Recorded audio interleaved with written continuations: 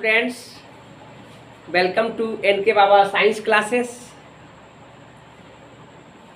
हम बहुत लंबे समय के बाद चैनल पर पढ़ाना प्रारंभ किया है।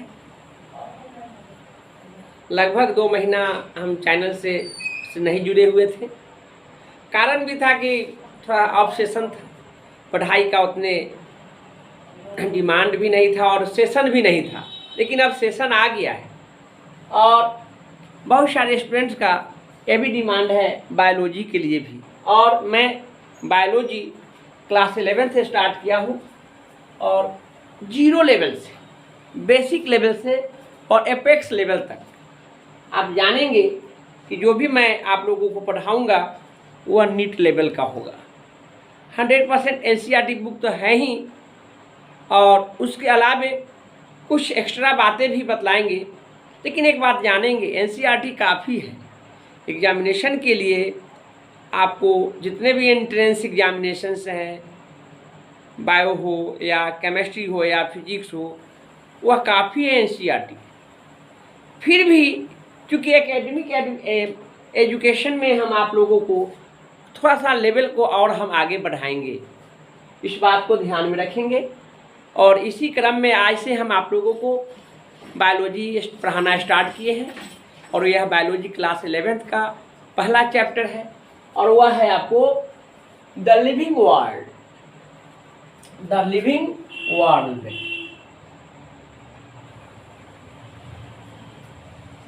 जीव जगत, जीवों का संसार। आप जानते हैं कि संसार में जीवन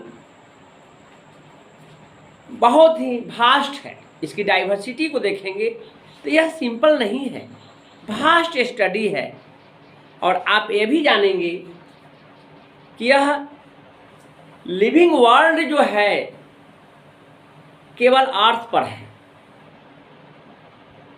अर्थ एक प्लैनेट है, एक ग्रह है, सूर्य का ग्रह है। और ऐसे तो आप जानते ही होंगे कि पूरे के पूरे 8 ग्रह हैं, प्लैनेट्स हैं, जिसमें पृथ्वी जो सूर्य के तीसरे स्थान पर आते हैं ग्रह की संख्या पर, बुध है, शुक्र है, पृथ्वी है। जहाँ यह 8 ग्रहों में पृथ्वी ही एक ऐसा ग्रह है जहाँ जीवन है।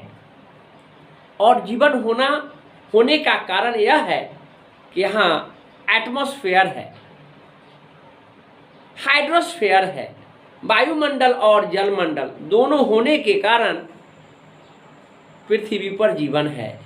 इसके अलावे जितने भी ग्रह हैं वहाँ पर जीवन डेवलप्ड नहीं किया है, क्योंकि वैसा फेवरेबल कंडीशन है ही नहीं जहाँ जीवन लाइफ एग्जिस्ट करे। हम लोग पृथ्वी पर रहने वाले प्राणी हैं और अध्ययन के द्वारा यह जानते हैं कि जीवन जो है केवल पृथ्वी पर है, जीव जगत जो है पृथ्वी पर है। इसी कारण से जीव जगत की बात कर रहा हूँ मैं, वर्ल्ड, लिविंग वर्ल्ड की बात कर रहा हूँ। और इसमें आपको जीवन की स्टडी की बात करेंगे कि लाइफ कैसे एग्जिस्ट किया, कैसे कैसे आगे बढ़ा। यह तमाम बातें आपको केमिकल मटेरियल जो होते हैं उसके द्वारा हुआ है। वह बात हम आपको इवोल्यूशन में बतलाएंगे। यहाँ आपको बतलाएंगे, जो टू द पॉइंट की बात मैं कर रहा हूँ, चैप्टर 1 है जीव जगत। जीव जगत में आपका वर्गीकी जो टैक्सोनॉमी है, यहाँ से स्टडी करना है आपको। और टैक्सोनॉमी में आप जानेंगे कि टैक्सोनॉमी वर्ड जो है, यानी वर्गीकी शब्द का जो प्रतिपादन किया गया है वह एपीडी कैंडोली द्वारा इसको प्रतिपादन किया गया है। एपीडी कैंडोली वर्गीकी अर्थात टैक्सोनॉमी वर्ड्स बतलाया। लेकिन टैक्सोनॉमी का जो पिता है वह कैरोलस लिनियस है। टैक्सोनॉमी वर्ड आपको एपीडी कैंडोली द्वारा दिया गया था। और टैक्सोनॉमी है क्या, यहाँ पर जानेंगे। यहाँ पर 3 सेंटेंस की बात, 3 वर्ड की मैं बात करूँगा। Identification, nomenclature and classification. Taxonomy में आइडेंटिफिकेशन, नोमेनक्लेचर और क्लासिफिकेशन का स्टडी किया जाता है। आप ये जानेंगे कि लिविंग वर्ल्ड की जो मैं बात कर रहा हूँ, इस संसार में हमने इनकी चर्चा भी किया है कि जीवों की जो जातियाँ हैं, स्पेसीज हैं, अभी जो ज्ञात है वह आपको ज्ञात जो है 1.7 से लेकर 1.8 मिलियन जातियां हैं, यह ज्ञात है। अभी वर्तमान समय में इसका अवलोकन किया गया है, इसके बारे में सर्वेक्षण किया गया है। अब सोचिए कि 1.7 to 1.8 मिलियन स्पेसीज हैं, वह इतने स्पेसीज का स्टडी करना एक साथ संभव है? नहीं है, ऐसा संभव नहीं है। तमाम जीवों को एक जगह रख दिया जाए तो उसमें सबसे पहले क्या किया जाएगा, उसको छांटेंगे, पहचान करेंगे, आइडेंटिफाइड करेंगे। इसके बाद उसका नोमेनक्लेचर करेंगे, नाम देंगे, और तब उसको क्लासिफिकेशन करेंगे। देखिए बहुत सारे, हम इंसेक्ट की बात करें, क्लास इंसेक्टा जो आप जानेंगे कि क्या कहते हैं, आर्थ्रोपोडा फाइलम के अंतर्गत आता है।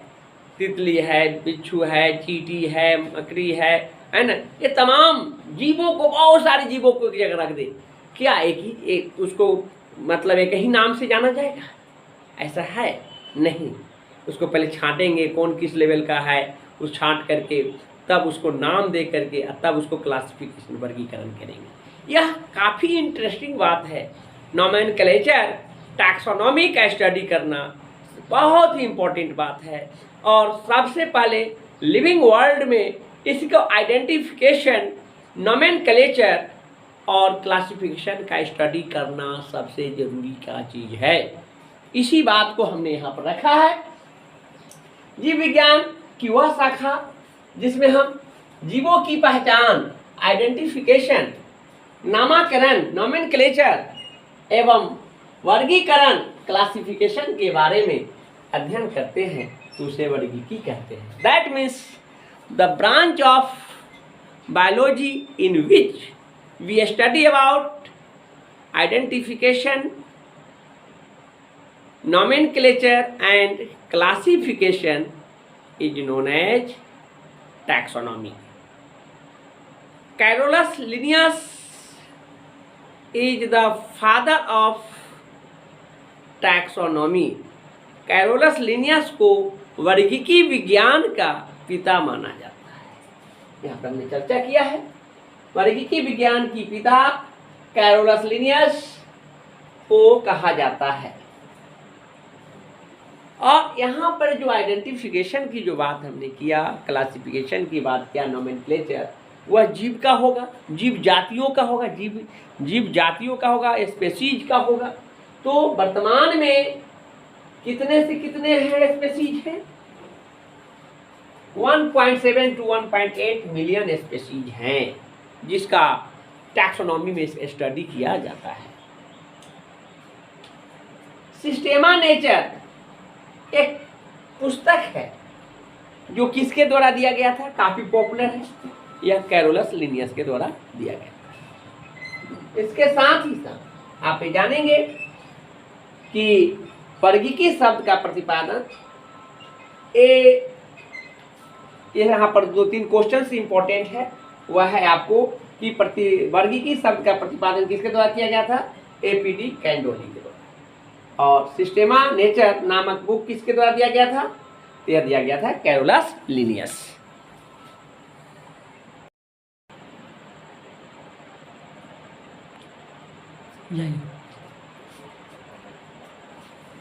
इसके बाद का जो टॉपिक्स है वह है द्विनाम पद्धति, बायोनोमियल नोमेनक्लेचर।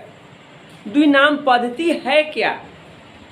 जब जीवों के वैज्ञानिक नामों को 2 पद्धतियों से में लिखा जाता है तो उसे क्या कहते हैं, द्विनाम पद्धति कहते हैं, बायोनोमियल नोमेनक्लेचर। इसके बारे में कैरोलस लिनियस ने बताया था। यह हमने लिखा भी है कि कैरोलस लिनियस नामक वैज्ञानिक ने जीवों के वैज्ञानिक नामकरण में 2 पद्धतियों का उपयोग किया जिसे द्विनाम पद्धति कहते हैं। यह किसके द्वारा दिया गया था, ऑब्जेक्टिव क्वेश्चन पूछे जाएंगे तो कैरोलस लिनियस। यह द्विनाम पद्धति पुस्तक का प्रकाशन 1 मई 1753 में हुआ था। द्विनाम पद्धति नामक पुस्तक को पब्लिश कराया गया 1 मई 1753 ईस्वी में।